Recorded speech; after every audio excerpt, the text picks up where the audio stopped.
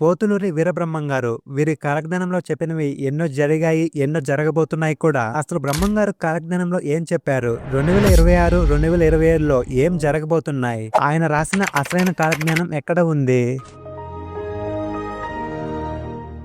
బ్రహ్మంగారి పూర్తి పేరు పోతులూరి వీరబ్రహ్మేంద్ర స్వామి. ఆయనని మనం బ్రహ్మంగారు అని పిలుచుకుంటాం. బ్రహ్మంగారు కాలజ్ఞానంలో చెప్పినట్టు ఎన్నో యంత్రాలు వస్తాయి, కానీ చావు పుట్టుకలను ఎవరు ఆపలేరు. అది నిజమే. ప్రస్తుతం మనం ఎన్నో టెక్నాలజీస్ చూస్తున్నాం. ఏఐ ఇంటెలిజెన్స్ తో అధునాతనమైన రోబోట్స్ ని తయారు చేశారు. ఎన్నో యంత్రాలను తయారు చేస్తున్నారు, కానీ మనిషి పుట్టుక ఇచ్చే యంత్రం రాలేదు. పోయిన ప్రాణాన్ని తీసుకొచ్చే యంత్రాంగాలు అంత టెక్నాలజీ ఇంకా రాలేదు. నిజం చెప్పాలంటే ఇటువంటివి తీసుకురావడం అసాధ్యమే అని చెప్పాలి. అలానే బ్రహ్మంగారు కాలజ్ఞానంలో చెప్పినట్లు మనుషులలో వావి వరుసలు లేకుండా తయారవుతారు. దీనికి నిదర్శనమే మనం రోజు టీవీలలో చూస్తున్న వార్తలు. మన చుట్టూ ఉన్న కొందరు మగవాళ్ళు ఇలా పాల్పడుతున్నారు. జనసంఖ్య మనం ఊహించలేని విధంగా పెరిగిపోతుందంట.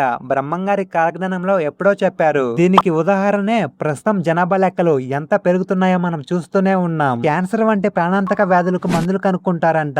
అలానే బంగారం ధర నానాటికి పెరుగుతూనే ఉంటుంది. ధనవంతులు కూడా కొనుక్కోలేనంతగా పెరిగిపోతుందంట. ఇప్పటికి 2 సంవత్సరాల క్రితం ఉన్న ధరని ఇప్పటి ధరని పోల్చి చూస్తే బంగారం ఎంత పెరిగిందో అర్థం చేసుకోవచ్చు. అలా చూస్తే రానున్న రోజుల్లో ఇంకా పెరగబోతుందని చెప్పుకోవచ్చు. ప్రపంచంలో పాపుల సంఖ్య పెరిగిపోయి పుణ్యాత్ముల సంఖ్య తగ్గిపోతుందని చెప్పారు. రోజు మన దేశంలో జరిగే దారుణాలు చూస్తే నిజమే అనిపిస్తుంది కదా. దేశంలో అనేక ఉత్పత్తులు మొదలవుతాయి. మల్లికార్జున స్వామి శ్రీశైలం విడి వింధ్య పర్వతానికి వెళ్తారట. పడమటి దిక్కున అర్ధరాత్రి సూర్యుడు ఉదయిస్తాడట.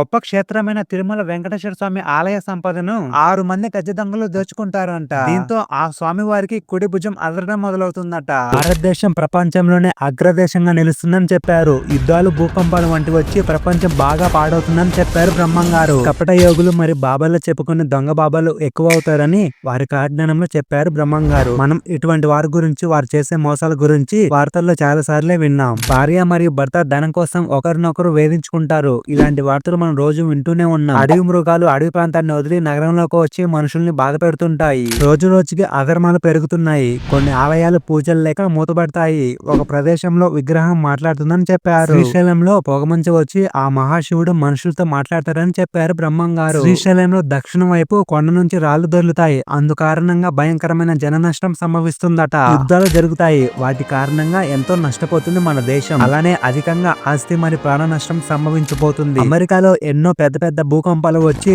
ఆస్తి మరియు జన నష్టం సంభవించబోతుంది. నోటి మాటను జనం నమ్మరు, కాగితం మీద రాసిన దానికి విలువ ఉంటుంది అని బ్రహ్మంగారు కాలజ్ఞానంలో ఎప్పుడో చెప్పారు. ప్రస్తుతం మనం చూస్తున్న రిజిస్ట్రేషన్స్ అయినా, లోన్స్ అయినా, ఇతర పనులైనా కాగితం మీద రాస్తేనే కదా జనాలు నమ్మేది. పల్నాడు సిమ్ లో ప్రజల్ని మోసం చేసి వారి సంపదంతా ఒకడు దోచేస్తాడు. ఎంతో ఆశ్చర్యకరమైన విషయం జరుగుతుంది. అదేమిటంటే ఒక 6 సంవత్సరాల పాప ఒక పాపకి జన్మనిస్తుందట.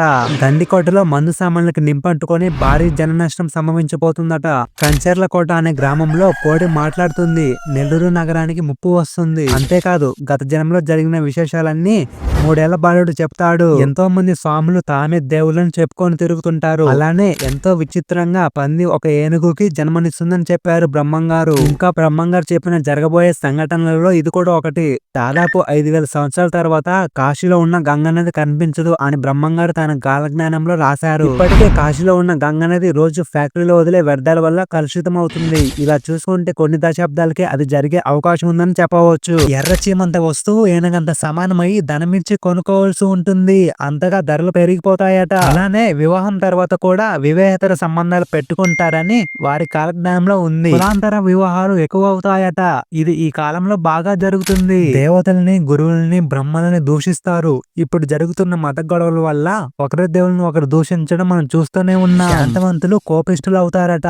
పాడి పంటలు తరిగిపోతాయి. పైరుకు తెగుళ్ళు, రైతుకు దిగుళ్ళు మిగులుతాయని బ్రహ్మంగారి కాలజ్ఞానంలో చెప్పారు. మున్నమోపులు ముత్తైదులు అవుతారని, పునర్వివాహం చేసుకుంటారని చెప్పారు. అధిక నిద్ర, అధిక ఆహారం కలిగిన జనాలు సోమరిపోతులు అవుతారని చెప్పారు. అలాగే వారికి రోగ భయాలు కలుగుతాయట. ఇంద్రకీలాద్రి పర్వతంపై కొలువు ఉన్న ఆ దుర్గమ్మ ముక్కు పొడకను కృష్ణా నది తాకుతుందట. శ్రీశైలం శిఖరంపై అగ్నివర్షం కురుస్తుంది. ఇది చూసి నంది పెద్ద రంకి వేస్తుంది. ఈ రంకి శబ్దం విన్న ఎంతో మంది మరణిస్తారట. భూమి కొద్ది కొద్దిగా సముద్రంలో కలిసిపోవడం రావడంతో కొన్ని మహానగరాలు మాయమవుతాయట. 12 రోజుల పాటు గోదావరి నదిలో చుక్క నీరు కూడా ఉండదట. 13వ రోజు పెద్ద వరదలు వస్తాయని చెప్పారు బ్రహ్మంగారు. హంపీలో హనుమంతుల వారు ఆగ్రహంతో పైకి లేచి కేకలు వేస్తారు. ఆ కేకలు విన్న ఎంతో మంది ఆకులు రాలిపోయినట్టు రాలిపోతారని బ్రహ్మంగారు కాలజ్ఞానంలో ఉంది. మనల్ని 2 సంవత్సరాల పాటు అష్ట కష్టాలు పెట్టిన కరోనా లాంటి వ్యాధులు మరెన్నో రాబోతున్నాయని తెలిపారు. కొన్ని వ్యాధులకి డాక్టర్లు సైతం మందులు లేదా పరిష్కారం కనిపెట్టలేరని చెప్పారు బ్రహ్మంగారు. హైదరాబాద్ మహానగరాన్ని మూసీ మహానది వరదతో ముంచేస్తుంది. ఇక అలానే ఎన్నో బావులు, చెరువులు నీళ్లు లేక ఎండిపోతాయని చెప్పారు. ఉదయగిరిలో ఒక అమ్మాయి ఒకే కానుపులో 7 మంది పిల్లలకు జన్మనిస్తుందట. బంగారం కన్నా ఇత్తడికి ఎక్కువ ప్రాధాన్యత ఇస్తారని వారి కాలజ్ఞానంలో తెలపబడి ఉంది. శ్రీగిరి ఆలయంలోకి పట్టపగులు ముసళ్ళు వస్తాయని తెలిపారు. యాగంటిలో ఉన్న బసవయ్య కొంచెం కొంచెంగా పెరిగి కలియుగ అంతమున భయంకరమైన రంకె వేస్తుందట. బ్రహ్మంగారి కాలజ్ఞానంలో చెప్పబడి ఉంది. అన్ని రంగాలలో సంఘాలు వస్తాయి. అలానే చిన్న చిన్న వాటికి కూడా ర్యాలీలు, స్ట్రైక్స్ చేస్తారని బ్రహ్మంగారి కాలజ్ఞానంలో ఎప్పుడో చెప్పారు. ఎద్దులు లేకుండా వాహనాలు నడుస్తాయని చెప్పారు. మనం రోజు వాడుతున్న మోటార్ వెహికల్స్ అన్ని ఇందుకు సాక్ష్యం అని మనం చెప్పవచ్చు. మనుషులు లేకుండా మాటలు వినిపిస్తాయి. ఇందుకు చాలా ఉదాహరణలే ఉన్నాయి. ఏది అంటే టెలిఫోన్ కావచ్చు, లేదా సౌండ్ స్పీకర్ అని చెప్పవచ్చు.